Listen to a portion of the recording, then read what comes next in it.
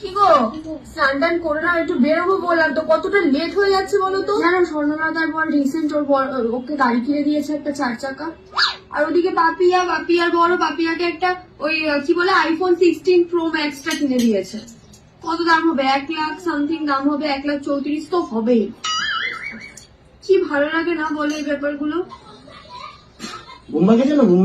হ্যাঁ, মুম্বাই পরশুদিন হলো, পরশুদিন না, এই মনে হয় আগের সপ্তাহে ও সেকেন্ড বিয়ে করলো। মুম্বাইদা হ্যাঁ, কেন?